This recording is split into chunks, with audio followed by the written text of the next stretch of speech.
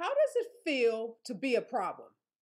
African American intellectual W.E.B. Du Bois wondered this in his 1903 classic, The Souls of Black Folks.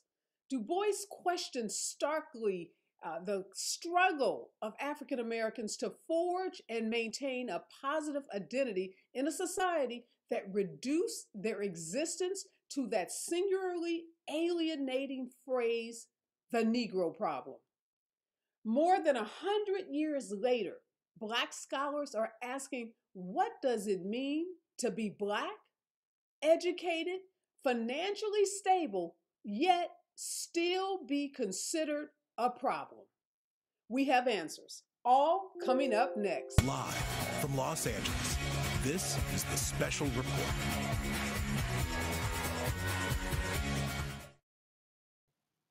You may have a college degree. In fact, you may have a couple of college degrees. You might live in a big house in the suburbs, drive a fancy car, and earn more money in a year than most people will earn in their entire lifetimes. Yet, if you are Black, you are still seen as a problem. Someone that salespeople have to follow and watch when you enter a store to make sure you're not stealing something. Someone that has to constantly explain that you are smart, that you earned your position of power or leadership, and someone who is more likely to have a negative encounter with law enforcement that might result in not only injury, but could even get you killed. In short, no matter how high you go up the education and financial ladders of success, being Black in America exposes you to the pervasive public health crisis called racism. Here from my leadoff panel is Dr. Fredrick Wherry. He is a professor of sociology at Princeton University and director of the Dignity in Debt Network, a partnership between the Social Science Research Council and Princeton. He is also the author of multiple books, including his latest, Measuring Culture. Good morning and welcome, Dr. Wherry. Good morning. So good to be here.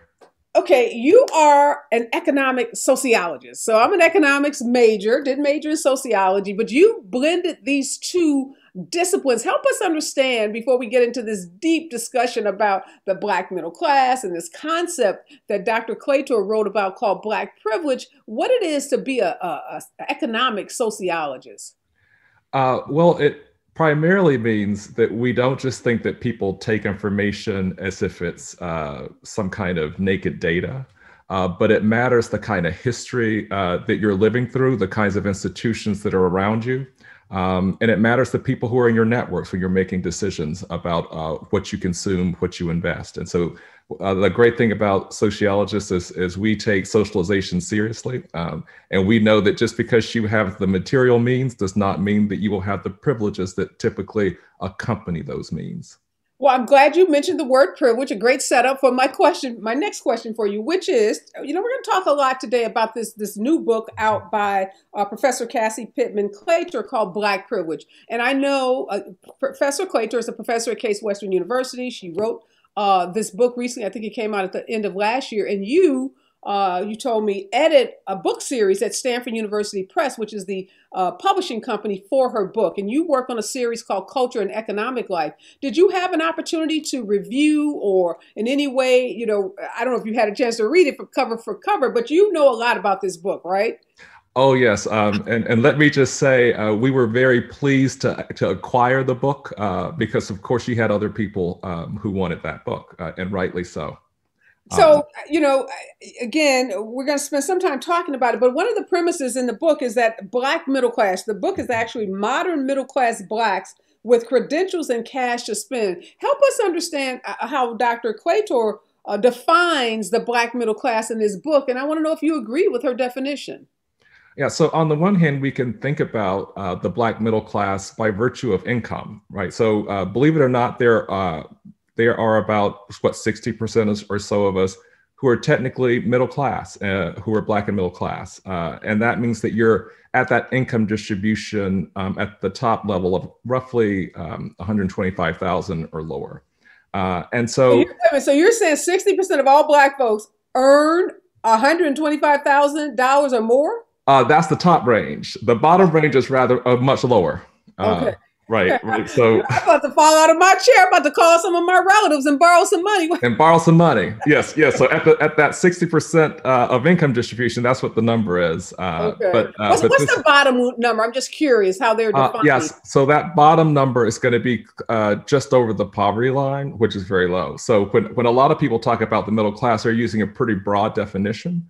And so if you then add in sort of college attendance and degrees and other things that really are distinguishing, then you get a much smaller percentage.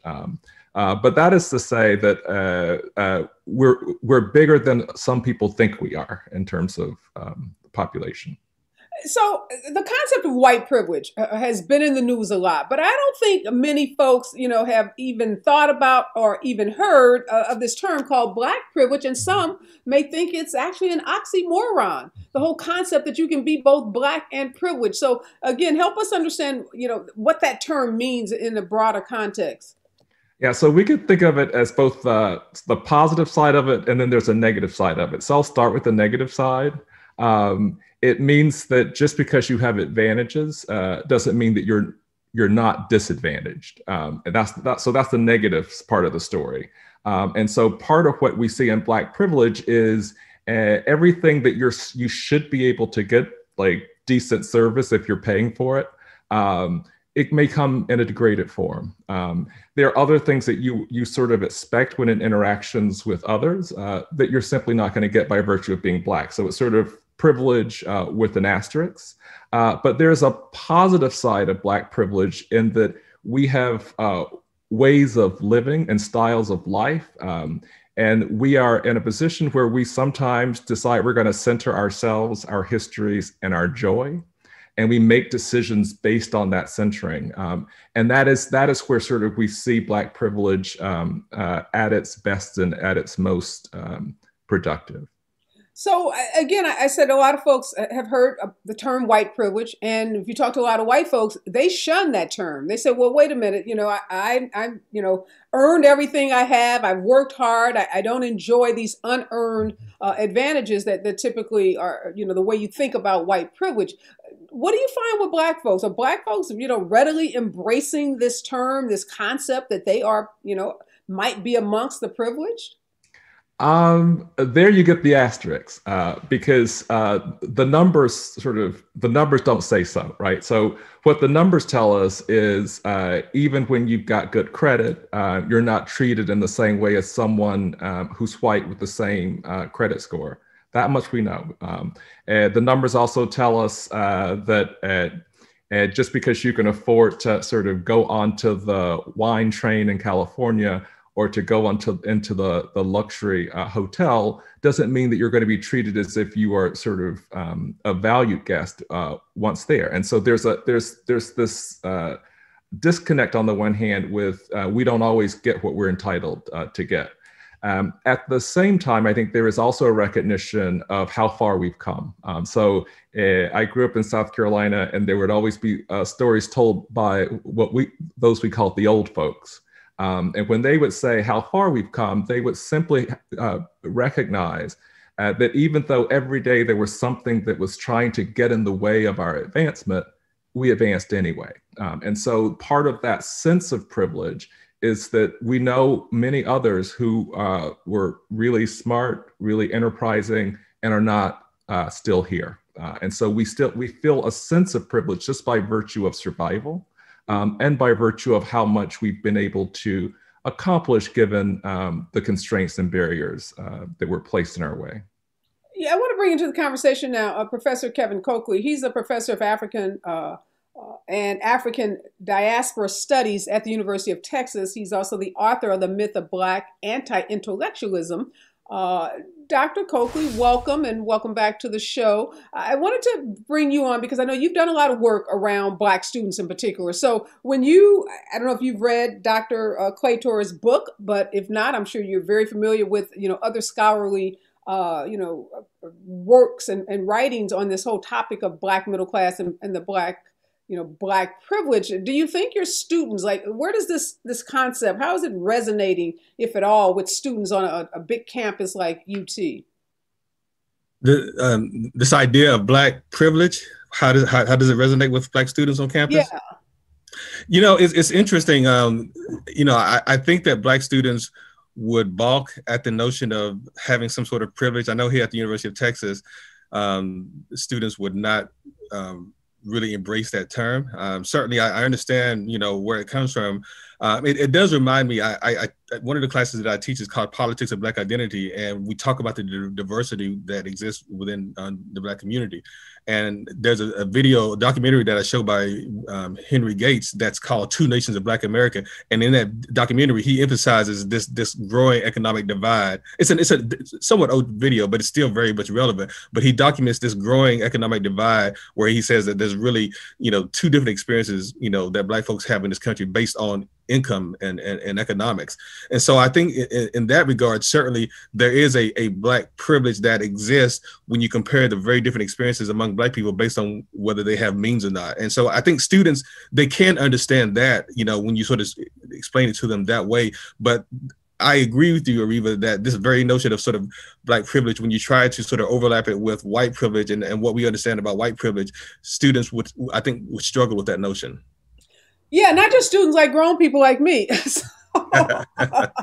Real grown people. That's why I use the word oxymoron, because I hear what you're saying, Professor Wherry, and I read the book. I actually read the book, and you know, lots of knowledge, lots of gems in this book. But you know, when we look at what's happening today, just, you know, look at the news in the last week. We can look at the news in the last 30 days, the last 90 days. I just wonder how many Black folks feel like this kind of concept or suggesting that Black people are privileged in any sense is helpful. Help us understand how this is helpful, particularly when we're in this moment where we're trying to bring attention to systemic racism and, you know, the things that divide us in this country and that prevent us from doing simple things like bird watching in Central Park. Yeah, so the one thing I think is helpful to do is the first note that there are some privileges we don't have. So we don't have the privilege to rage, and we don't have the privilege to be raggedy. And so these notions of having the privilege to exercise your freedom and do whatever in the world you want to do, so long as it's within the confines of the law and you're not harming someone else, those are advantages and privileges that we don't have. But there are things I think that we're trying to do now is sort of move the conversation away from only a deficits space and thinking about everything that goes wrong in our lives and thinking about the things that we create in spite of it all. And so there is a way of thinking about privileges that we create for ourselves and that we do in community and that we do with the creation of joy and with the generation of arts that other communities can't fathom. And most people would say, how can you even think about that as being a place of privilege? And I think part of the answer is we should call wins wins. And so it is a win that we can do things in spite of obstacles, even though we have to acknowledge that those obstacles are there. Yeah, no doubt. And, you know, there's been a lot of focus on even creative types saying that they're not going to do film projects or TV projects that, you know, don't uplift the community. They're tired of, you know, the narrative that everything that happens in our community is you know, violent or negative in some way. And I am 100% there for that. But I guess I'm just grappling with the term Black privilege because words have power, words have meaning. And Dr. Coakley, we've seen some on the far right take the concept of Black privilege and say, well, what are you guys complaining about? You have Black History Month, you know, you got the NAACP, you've got, you know, you got the NBA on lock. So, you know, like, what's the problem? So that's, I think, why I'm grappling with the term. Help me out here, Dr. Coakley. Yeah, no, you're nodding your head. Yeah, no, I am in agreement with you. I think that what I'm struggling with is that when you talk about Black privilege, it will be, and as you mentioned, it will be co-opted by the political right for ways that we certainly don't agree with.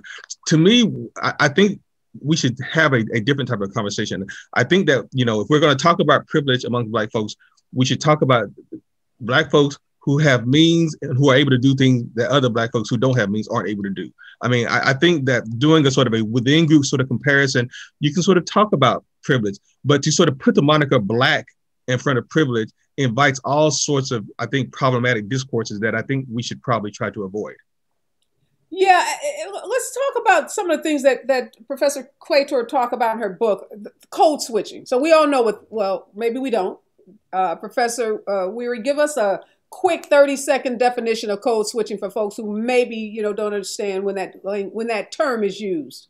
Yeah, it's a term I don't love, but basically, you're in the workplace, you're around a lot of white folks, and a lot of the references and the terms and the language that you use is going to just sort of switch into something that's very standard and bland. And then you switch back to whatever you might be doing in your home community.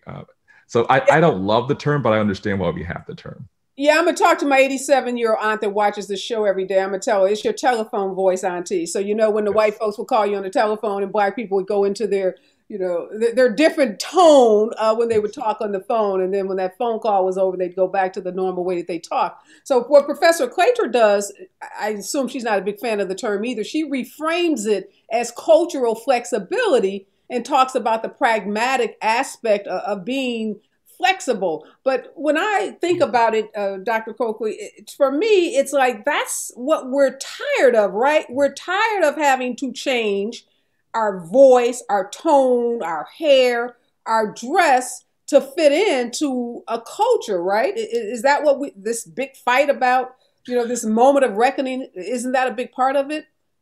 No, it absolutely is. And it seems to me that what you're sort of getting at is this sort of notion of the politics of respectability, that we have to sort of be performative, in certain aspects of our lives in order to be accepted, in order to sort of advance, if you will. And I think that many of us are like, why should we have to be anyone other than who we are? And that's ideal. But then we also know that we live in a world where, for better or for worse, that matters. We know that when we go to interview, that we're going to try to put forth our best foot, and so that we can get that job or whatever. And we're not saying necessarily that that's the right thing, but it's reality. And so code switching, I come out of a Black psychology tradition, and so code switching is something that we talked about quite a bit, and it is something that we've had to do in order to make it and to survive. But it's not ideal, but it is sort of what it is. And if I could just add one other thing, if Barack Obama had come out speaking Black vernacular, I suspect that he might not have become president of the United States. Mm-hmm. But you talk about a psychology background. There's all kinds of studies, and you probably have written some of these seminal studies about the psychological stress that kind of existence causes, for Black folks. If you're constantly having to be on, if you're constantly having to change everything about you to quote unquote fit in or assimilate, that's incredibly stressful. And I guess I'll ask you, Professor Wherry, is this code switching or cultural reframing, is it very different from this concept of racial uplift? That theory in the 1900s where the so-called educated Blacks had to always, be exemplary to show the rest of the Black folk, how to act. Are they different concepts, or are they similar in nature? No, I think they are absolutely similar. And look, I mean, I think that we can all agree that there are certain behaviors that we think, are probably in our best interest.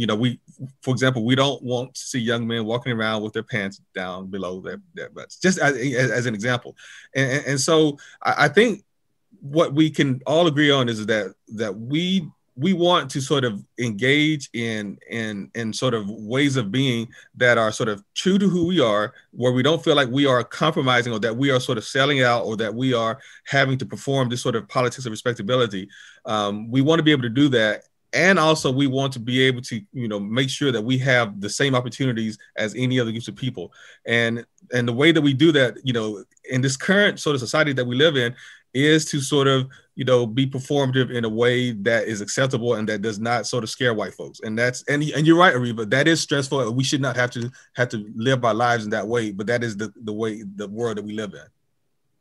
Yeah, Professor Wherry, you teach at Princeton, all white primarily institution, and one of the conclusions that Dr. Claytor reaches in her book is that middle class blacks experience greater degree of racism and discrimination. I won't say racism, but discrimination, because oftentimes they are the only ones, or one of a few in a place like a Princeton or Harvard or UT.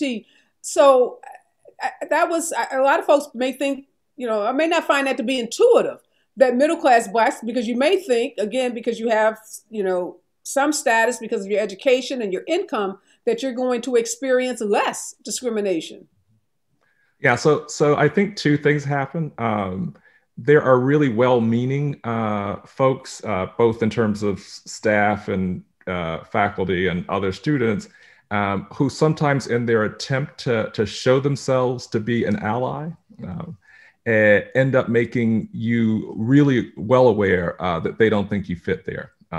And so I remember in the very beginning of the school year that we were having a discussion. I was talking to first year students to welcome them to Princeton. And my interlocutor, another professor, said, well, do you want to talk about the imposter syndrome? And, I know what it is. And I said to them, instead of talking about people feeling as if they're imposters and they're not supposed to be here, I think we should be talking about what other people and organizations and institutions are doing to tell them they don't belong, because we're placing sort of too much on these students, and we're asking students to sort of be culturally flexible and to be bicultural, and to do it for their own sense of survival. And instead, I think part of what happens is that even when people are meaning well, they're doing so in an environment where racism is kind of, it's in the curtains, it's in the floor, it's in the grass, it's everywhere. It's part of the history. And so history doesn't just sort of disappear, because we prefer that it did not exist in the way that it has existed. And so, yes, these students do, some of these students do express a sense that their sort of home lives are not fully understood or valued. But they also express the ability to find community here, because what we do, we create community wherever we are, and we make the tent big enough so that we can sort of bring in our fictive kin. And so, yes, there are problems, but if you're going to be in a place with problems, it's not a bad place to be. Right. One of the things, Professor Coakley, that Professor Claytor makes reference to in this book is, so she studied about 50 Black folks in New York City primarily, and she chose New York because New York has a high concentration of African-American middle class. And primarily her interviewees were younger folks, mostly under 30, highly successful Harvard lawyers, investment bankers, doctors, very accomplished folks in terms of their academic credentials. And, they had high-paying Wall Street jobs, many of them. And she found, she was asked a question about, I watched an interview where she's asked a question about their sense of community or connection to Black folks who are, in a lower socioeconomic status. And she said she found that amongst her interviewees, they felt a sense of obligation. And they tried to find ways, as Dr. Wherry just talked about, to create community, whether it was going to a Black church, or one interviewee DJ'd at a hip hop club because he loved hip hop. So they were finding these ways to make connections. And ultimately, she said she thought there was more of a kindred spirit. But, in researching this and getting ready for this topic, there's scholars who say, not so quickly, that there is this notion of the Black elite. And let's call these folks that she interviewed, they definitely would fall, she calls them middle class, I'm going to call them Black elite, that there is this tension that exists in the community between those who, let's say, that have made it, we'll use that colloquially, and those that have not. Where do you fall in that spectrum based on the research and the work that you've done? Is there this, kindred spirit, this obligation, this sense of connection from the Black elite, or is there this constant tension? There is absolutely a constant tension. And I talk about this in my classes. So, and the example that I give to my students is this. When you all leave your families and leave your communities and you go to the University of Texas's and the Princetons and all of these sort of, elite schools, one of the things that you oftentimes encounter is your friends and family that you leave behind wanting to sort of remind you, don't forget where you came from. You know, and I can't tell you how many times my students would share anecdotes that when they sort of go back home on break or whatever, you know, and they are, you know, interacting with their families or friends, you know, they will have to sort of try to fit in and try to make sure that they realize that I am still the same person, although they will sometimes know, but you know what? I'm starting to not be, in some instances, that same person because of, you know, the what I'm learning, because of the cultural capital that I'm gaining from being in this sort of elite sort of educational space.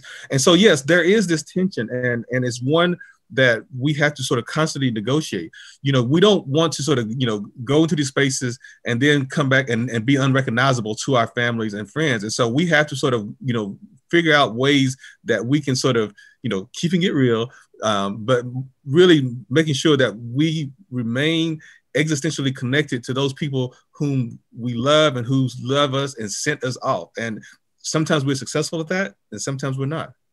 Yeah, Dr. Wherry, you know the book intimately. Were you surprised by that finding of this kindred spirit? Because, you know, Eugene Robinson says that Black elites, or he calls it the aristocratic class, has even a disdain for poor Blacks. So I wasn't surprised that there are some people who would talk about trying to have the sense of connection and trying to find some symbolic, low-cost way to do it. But I think it's fair to say that DJing or doing something that's, you know, relatively small and something that you can kind of put in the box, close the box, and then open the box when it's convenient for you. That's a very different way of thinking about connection. And so what we do see is there is quite a bit of disdain. I hear it in some circles. It's a politics of respectability sort of gone off the rails, and so that and we don't talk about it, right? And so the other problem too is that whenever we're coming up with what we think are good solutions, they are solutions that are often generated by people who are in these small rooms, whose connection is sort of DJing on the weekend or going to an exhibit every 6 months. And it's not going to be with the folks who are most sort of emotionally connected to the communities where a lot of these policies would be played out. So yes, I was a little, you know, I'm not surprised that was something that you would find, but I can understand why, you know, one would want just a little bit more context for what the limits of that form of connection are. I have two amazing female guests, because obviously we need to get a female perspective on this. So I got to ask my producer. Producer, Rashad, can we bring in Professor Lawson and Rebecca? Is that going to throw you off since I didn't plan that? So this is live. Okay, can't do that. Okay, just thought I'm going to get to these ladies, but okay, I want to talk about this because you said we don't talk about it enough. I was hoping I could keep you guys on and have them join the conversation, but he said he's having a little technical problem. But yeah, this is interesting, and I'll have to have you back. Obviously, both great insights on this whole concept of Black privilege. So thank you so much, Professor Wherry and Professor Coakley, for joining me this morning. Love your work and your contributions to this conversation. Really enlightening. So thank you so much for joining us. Okay, now we are going to move on to those female perspectives. Joining me is Rebecca Stevens. She's an anti-racist writer, advocate, and activist. And Professor Shayla Lawson is here. She is an award-winning poet, and she's a professor at Amherst College. She's also the author of This is Major, Note on Diana Ross, Dark Girls, and Being Dope. Welcome back, Professor Lawson, and welcome, Rebecca. You ladies have been listening in on this conversation. I was hoping that barring some technology issue, I could get you on with the guys, but hey, here's the ladies' chances to go at this. Professor Lawson, I'll start with you. What's your initial, reaction to this whole concept of Black privilege? One of the things that I heard in the dialogue that had began before I joined is that I never heard an answer to the question that you asked, which was really like, how are we defining this term Black privilege? The fact that language matters.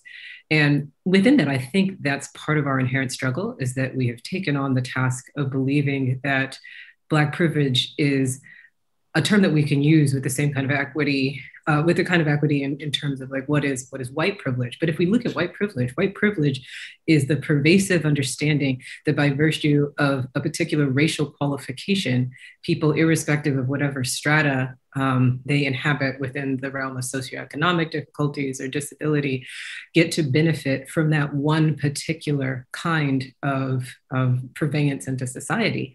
And when we're what I've heard in terms of what we're talking about and calling Black privilege is actually Black wealth, which is an entirely different thing.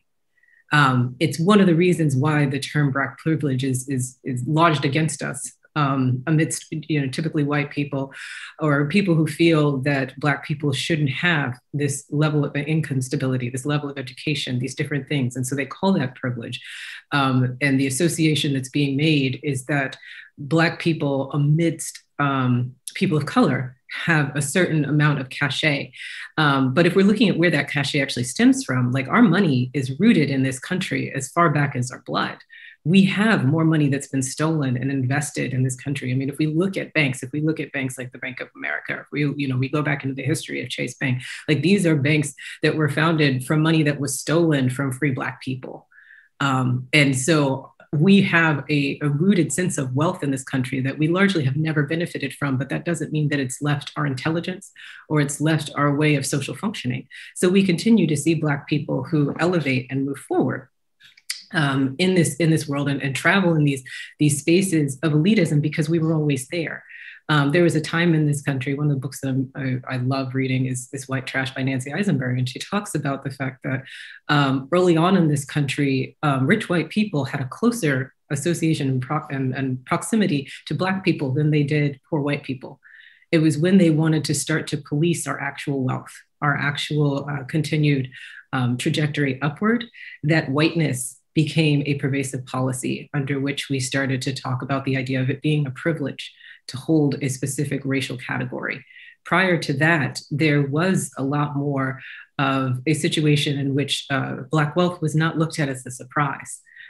Because a lot of us are also coming quite naturally out of that same Eurocentric biological connection, like white people had closer relationship to their Black children that they were having out of slavery than they did the poor white people that they had enslaved prior to us in order to build this country. So I just have a lot of questions about how we use that terminology and how that terminology is often being used against us, because it does foster this need for us to continue to enact these respectability politics that also don't foster the true meaning of what privilege is. Because if Black privilege really existed, nobody is telling white people, it's because you don't wear socks with loafers that you can't progress. We wouldn't be still having this conversation of if boys pull their pants up, they'll be able to get jobs. Or, nobody is telling white people, if you pull back on that Boston accent or that Chicago accent, you can get a job in politics. So the fact that we still have to figure out a way to assimilate into what is white privilege. So we code switch into white privilege when we code switch. We're code switching into a version of whiteness that is more approximate to what is, supposedly considered acceptable. We turn on our white voices, So if we really had a state of Black privilege, we would be able to operate as Black people in this, the cultural things that we're rooted in a way that, defied where we see it, which is places of exploitation. We see it in places where it's supposed to represent something that is anti-establishment, but still can, gain you money in pop culture, like in rap culture or in the entrepreneurial spirit of gangster culture. So that's kind of where I land on the subject of what we think of as Black privilege and how it tends to deceive us, how the language tends to deceive us. Yeah, I just want Professor Coakley and Professor Wherry to know you are back on with us. So we are now all joined because of the expertise and excellence of our producer, Rashad. So, okay, now we can just go at this. I'm excited. Okay, Rebecca, jump in here. You write about anti-racist policies. How helpful is it to have this term or this concept floating, in the universe when we're trying to talk about dismantling systems of oppression? I would say not very helpful at all. The notion of Black privilege, from my perspective, simply doesn't exist. I think I would rather use the language more of Black unprivilege. So when people talk about Black privilege, they tend to talk about the fact that in certain corporations, a certain quota of Black people, Black and brown people, need to be hired. They talk about the Black categories on Netflix, so Hulu, for example. And from my perspective, that isn't a privilege. When you talk about white privilege, you really look at what makes white people basically sit in a room, in a meeting, in a corporation, and look around and see people that look like them. White privilege is definitely a privilege that white people have, but I would say that does not exist for Black and brown people in any ways whatsoever. So to answer your question, Areva, I don't think it's helpful because, as many people have shared today, talking about privilege sort of gives this impression that we're getting something and that we're getting something that makes us advance and move faster than other people. And that's not really the case. When you go shopping and you're being followed around in a supermarket and stuff like that, that is definitely not a privilege. That is more an unprivilege. So the whole notion of a Black privilege is something that I would really very strongly refute because I just do not think that it exists. All right, so I'm back to you, Professor Wherry. Professor Lawson says that the whole notion of code switching is us, trying to assimilate into a system of white supremacy. What do you say to Professor Lawson? Very powerful statement. That is a powerful statement, and that one that need not be refuted. So there are two things that happen. On the one hand, there is the people code switch because they're trying to get a job, and because of the history of racism in this country, if you're not code switching, you're probably not getting that job in a number of spaces. That's just facts, and I think we have to get a little bit more comfortable owning up to those kinds of facts. At the same time, within group, we don't always want to talk about the ways that various kinds of Black folks find themselves in positions of privilege. And so part of what I think the reason that you're seeing some sociologists talking about Black privilege is they're trying to understand what's happening within group. But they're also making a distinction that when you go between group, we're talking about something very different. So my privilege doesn't look anything like yours if you're privileged and white, and here are the various reasons for it. And so part of, I think one of the difficulties here is the way that the term can be used. So outside of the very narrow discussions that some sociologists have had about privilege, I mean, it gets used in all sorts of ways that are damaging, I think. But within our sort of, when we're talking shop, and one of the problems with academics is that when we're talking about things that affect people's everyday lives, but we're often talking shop, and the way that shop gets built and the references that we use when we're talking shop were built by other folks. And so we're sort of relying on systems of knowledge production that did not have us in mind, and that did not have us privileged when they were being built. And yet that is our tradition for how we sort of move forward with cumulative knowledge production within a discipline. And so it's I mean, it's not tricky. It's just it's a little messy. That's all. Okay. Well, one of the things you said, Professor Wherry, before I brought on Professor Lawson and Rebecca, was that we don't talk enough about this disdain that happens between, we'll call the elite Blacks and we'll just say non-elite, for lack of a better word. What is it that you think is being left out of that conversation? Here's our time. Here's our opportunity to have it. What needs to be said about that? Well, one of the things that needs to be said is that part of the privilege that the elite Blacks have is in part dependent on their sense of being able to speak about and for those who are not in the room. It's also about sort of control. And so those who were not privileged because they were Black and were relying on others to sort of grant them benefits and privileges found themselves more or less co-opted. In that space of co-optation, some have tried to sort of creatively push back or create new spaces for other conversations. But a lot of what you end up getting is an emphasis on, the pants that are sagging down too low, or why can't people just name their children standard names? Because we know that if you don't have a standard name, it's going to be harder for you to get a job, no matter what your qualifications are.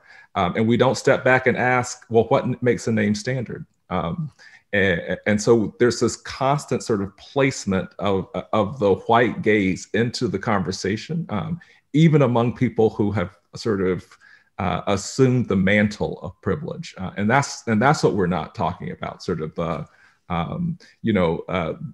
what would privilege look like if we really had it? And so I think hopefully what this conversation of Black privilege is doing isn't just sort of saying why we can't sort of call ourselves privileged, but what might privilege look like if we truly had it. All right, Dr. Coakley, you made the sagging pants comment, and your colleagues that seem to be, they coming for you on the sagging pants comment. So what do you have to say about, I guess they're saying, hey, that's another example of this respectability politics that we have to get away from if we're going to ever have, this true equality. Look, I mean, and I'm, I certainly want to clarify my statements. Look, I am not pretending that respectability politics is not problematic. They are incredibly problematic for all the reasons that have been mentioned. And I guess there's a part of me when I think about like how we live our lives, like, and since we're being real and having a conversation, with family, I want us to keep it real. So for those of us who, might be fortunate enough to have families, who have kids, what are the socializing messages that we're giving to our kids, in order for them to be able to make it in this sort of racist ass world that we live in, right? So I doubt very much that we're going to be giving socializing messages to the ones that we love, that we are charged with raising, that, go out and just do you, speak however you want to speak, wear what you want to wear, because at the end of the day, what matters is, you need to be true to who you are. I don't think that's the message that we're giving. Now, I want to be clear. I think that it's our right to sort of be who we are and to sort of, in all the ways that sort of looks. But I'm a pragmatist at times, particularly when it comes to making sure that we can provide for our families. So my sagging pants comment was not meant to be a derogatory comment about Black male culture. It was really more about trying to position our youth in ways that they can, make it so that they can sort of provide for themselves. Now, if it came across as, I'm not sort of this arts conservative, that's not me at all. If you know anything about sort of my writings and who I am, that is not who I am. So I just want to make sure that I clarify, why I made that comment. Oh, I was kind of tongue in cheek saying that, Professor Coakley, I'm a lawyer, so I'm just going Socratic on you here. That's it. I understand. But I might have made a mistake there. No. I'd love to jump in. I mean, go ahead, jump in, Professor Lawson, because I do want you to respond to what we're hearing is the pragmatic nature. What Professor Coakley is saying. Look, I may want to. And the reason why I want to jump in is because, with all due respect, Dr. Coakley, we are both sitting here as academics with dreadlocks. So when we pick specific parts of Black identity and say that they have migrated into a state in which they no longer qualify as obstacles, like that is actually saying that Black privilege exists, but it exists for people who defy a certain barrier.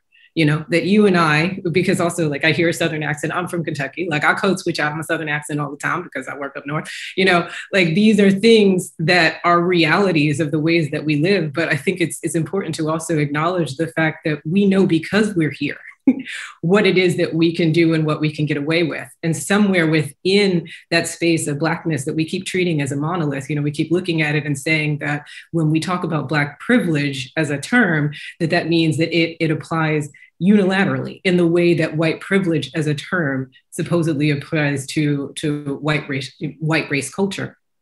And it just isn't fair. Because that's what we're saying, like, doesn't exist. And that's what we're saying, like, respectability politics, like, can't save you. Like, if we think about the fact that Breonna Taylor was going in for another degree when she was shot in bed, when we think about the fact that, like, Dante Wright's parents came out of the Black middle class, when we think about the fact that, Miles Davis's father was a dentist and Angela Davis was studying in Europe when she came back here to come and fight for freedom. These stories we don't really hear about the fact of like how much Blackness is migratory and brilliant and intelligent, but that's not a state of Black privilege. Like, that is just. Professor Shayla, let me stop you for a minute. I had to bring our last guest on. Please, Taylor. I did also want to just really very briefly. Hold on, Rebecca. I got to bring in my other guest. Okay. I want to bring on Wendell Covington. He's been waiting patiently. He's an educator. He's a nonprofit leader. He's my homie from St. Louis. But you mentioned Breonna Taylor, and Wendell had a very horrific experience with police in St. Louis, despite being, well-educated, incredibly, kind of the model Black man citizen. Wendell, when you hear this conversation about Black privilege, what's going through your head? Oh, I think it's a really loaded question. I think it's very nuanced.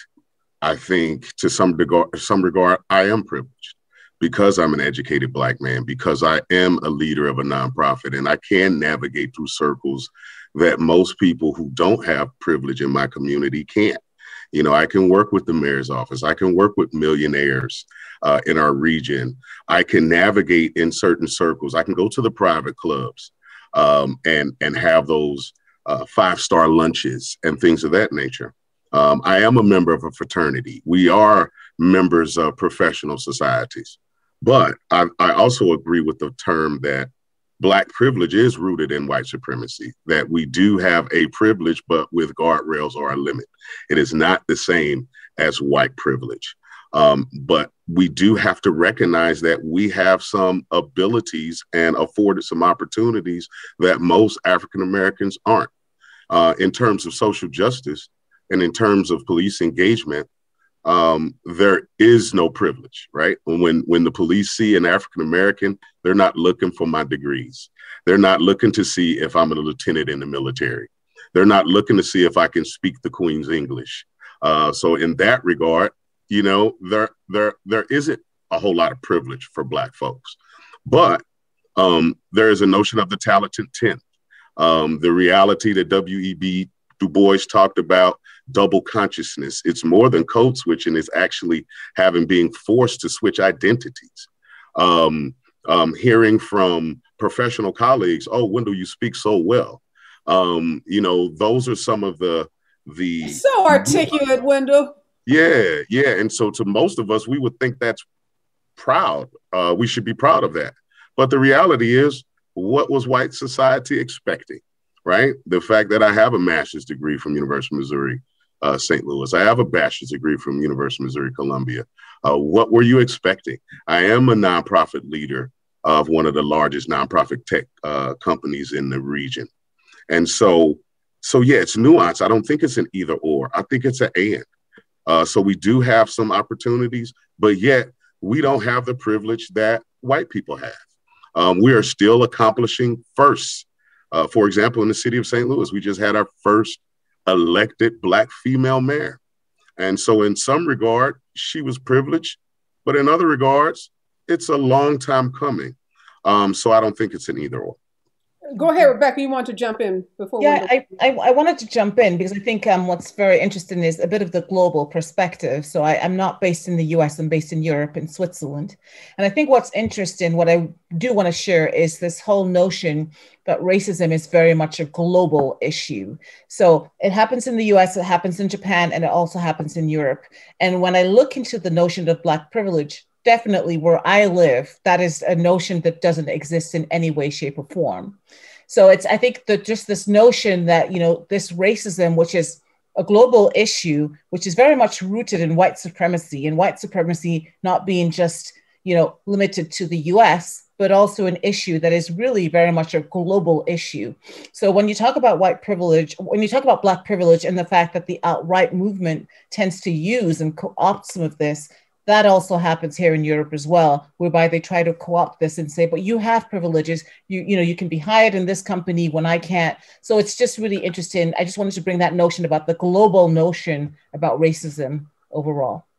No, great point, Rebecca, and thank you. I want to talk about, again, and Professor Claytor talks about, the way that people are thought about in, the broader society. So you can be African American, have the degrees that you mentioned, Wendell, be a professor in some of these prestigious universities, but still, it doesn't, immunize you from your Blackness, and your Blackness means something in this country. I'll start with you, Professor Wherry. How many people think you're sitting there at Princeton, professor and head of the organization that you're head of because you got some special privileges because you're Black, some special consideration? I've actually been asked by a friend of a friend's. So did they advertise that job, or was that and so the question does come up, and some people are bold enough to ask. I think there are other moments in which someone will say something instead like, "Oh, but you seem so young to be a professor," and I'm like, "Well, I'm older than you are. We just don't crack in the same way." And so there are all these moments where these small digs of, how did you get there? And that is something that my white counterparts just don't have that. They don't have to face that. Even those, Professor Claytor talks about that. No matter how educated you are or how successful you are financially, you get that. Have you had that experience, Professor Coakley? People questioning your credentials. Why are you there? How did you get there? Do you belong there? I received that earlier in my career. As I've gotten a few more gray hairs and look more, I hopefully I have. But no, or certainly earlier in my career, I received a lot of those type of comments. Yeah. And how about you, Professor Lawson? You look young, like Professor Wherry, whatever young looks like to students. Has that been an experience that you've had?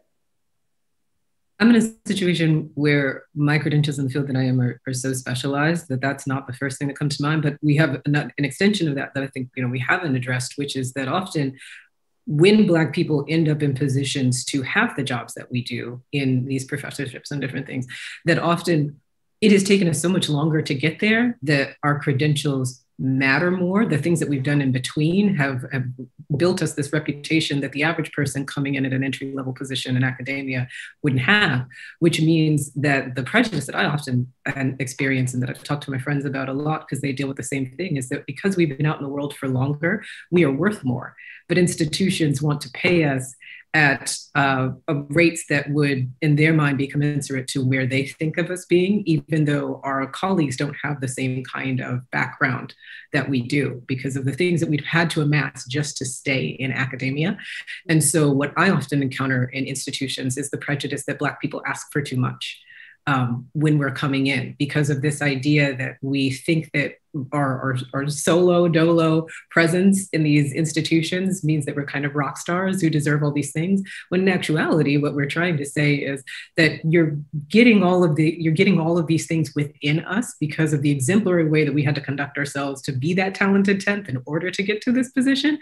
And that if we were any white person who had the same kind of CV behind us, you would be paying us probably 2 or 3 times as much as you want to pay us to do this job. But yet, because of the ways that they still look at us in academia, it's the idea that, oh, you think that you're something, or you think that you're worth more just because of us recognizing where that value lies, and also the things that we need because we've been so egregiously denied access to resources within the institution.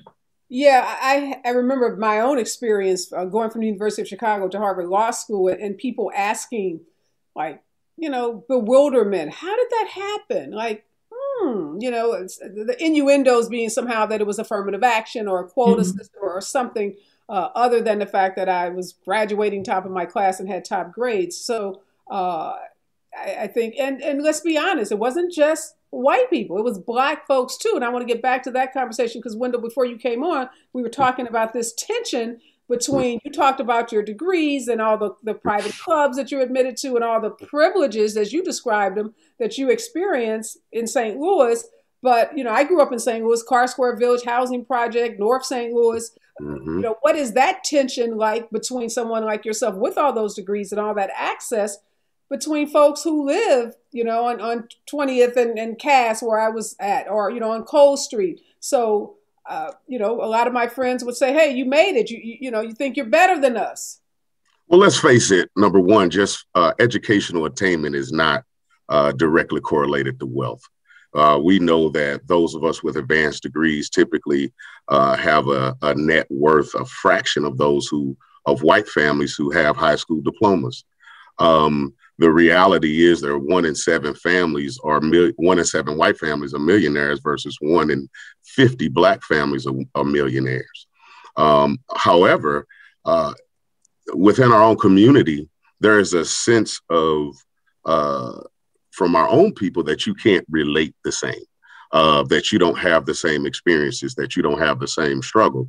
And then many of us have to go out of our way to show that, hey, it's not that big of a disparity between the Black educated elite versus those of us who haven't gone and gotten formal education.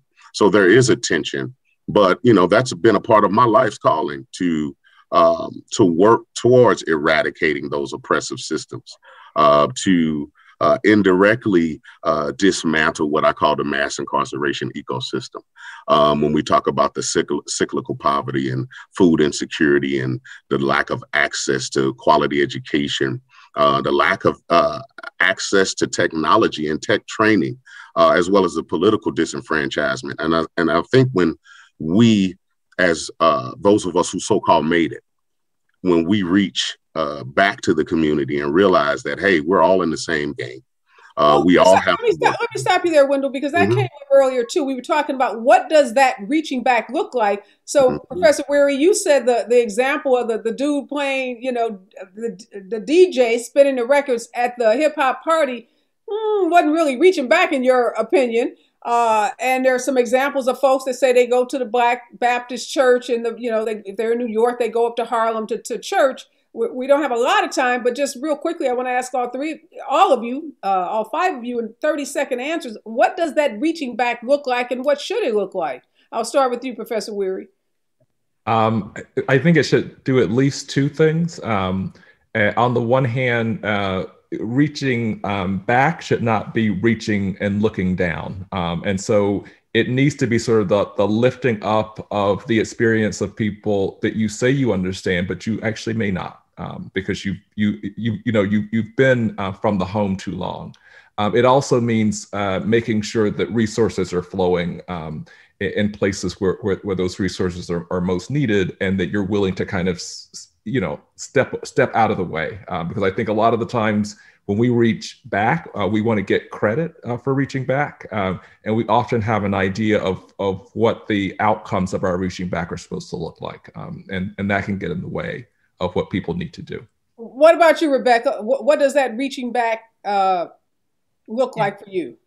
For me, it's giving opportunities to others and not expecting anything in return. So, for example, if you're at a high level in a corporation, it's really giving opportunities to young Black and brown people that want to really, move up in the organization. It's mentoring, it's coaching, it's really giving a little bit of advice, but it's really not expecting anything in return. It's really just giving back to our communities to make sure that they can also elevate and get, to higher levels within society. So it's just really giving without expecting anything in return.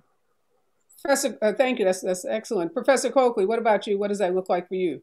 Yeah, similarly, it means civic engagement. It means getting involved and giving of your time. I mean, it's when you obtain a certain socioeconomic status, it's easy to throw money at all sorts of things. But when you give your time, and again, Professor Wherry is very important what he pointed out, doing so and not looking down on people. And so, it can look like, fraternity sororities. It can look like, 100, in my case, 100 Black Men of America, or any of a number of organizations, being clear that when you do that, you're doing it from a position of really trying to sort of give back and not from a position of looking down. So when you say that, so when you go into that community and the young men are sagging, do you go in there with your respectability politics and tell them to pull up their pants? I do not. Do not. Okay, great. Okay, Professor Lawson, what does that give back look like to you? Much like all our other panelists, that giving back is standing beside and using the resources and advantages that we might have at our disposal as people who are highly literate and have a platform as an opportunity to continue to build our communities up in the same ways that we've seen us take on with the roles of like vice president and Supreme Court justices and senators, that we've managed to figure out ways to continue to build each other up. And we need to continue to do that across the diaspora as well. Okay, so Wendell, you get the last point on this. So Professor Coakley say, don't go in there with your respectability politics, but, is there some obligation that you have because you have now educated and worldly and sophisticated to go in and try to elevate the program? Is elevating the program the same as respectability politics? I think it's a little different. I think it's, first of all, you have to have unconditional positive regard for the people in which you're willing to work. Number two, I think I think Dr. Wherry mentioned it before, like this strength-based model, going into communities and recognizing what people bring to the table that's positive and always not looking at them from a deficit model, and also conveying a message that we are thought partners, that this is about a struggle for all of us. Although I've had some success, there's so much that I can also learn from my community, and it's going to take all of us to create this collective impact. And so, yes, it is positive regard. It is reaching back, but also not that we're the missionary coming to save the natives, that we have been afforded an opportunity and we want to be thought partners with the communities in which we're here to serve. Yep. All right, we've got to leave it at that. So much to talk about. My God, this one book, see, it has all the top brains in the country. Somewhat agreeing, but a lot of disagreement I heard today, which is good because it's dialogue and we need that kind of discourse. I want to thank all of you for joining me. Obviously, so much more to be said about Black privilege, fact, fiction, where we are today, how we get where we're trying to get to. So again, thank all of you for your voices, Professor Wherry, for joining me for the first time, Professor Coakley for coming back, and Professor Lawson, always good to see you. Thank you, Rebecca, and thank you, Wendell, and keep holding it down and saying, we're so proud of what's happening there. Again, thanks to all of you this morning, and thanks to my guests. What an engaging and informative show. Great conversation. I hope share this with your friends, share it with your families. Anybody that's heard this term Black privilege, struggling to know what it means, struggling to know if it's real or not, check out this show and you're going to learn something. Just some words to live by before I get out. An excerpt of an article written in 1897 from W.E.B. Du Bois. Here's what it said. Between me and the other world, there is ever an unasked question, unasked by some through feelings of delicacy, by others through the difficulty of rightly framing it. All, nevertheless, flutter round it. They approach me in a half-hesitant sort of way, eye me curiously or compassionately, and then, instead of saying directly, how does it feel to be a problem? They say, I know an excellent colored man in my town, or I fought at Mechanicsville, or do not these Southern outrages make your blood boil? At these I smile, or am interested, or reduce the boiling to a simmer as the occasion may require. To the real question, how does it feel to be a problem? I answer, seldom a word. I'm out, y'all. Be safe out there. Don't forget to wear your mask and to remember that we are all in this together. Hooray!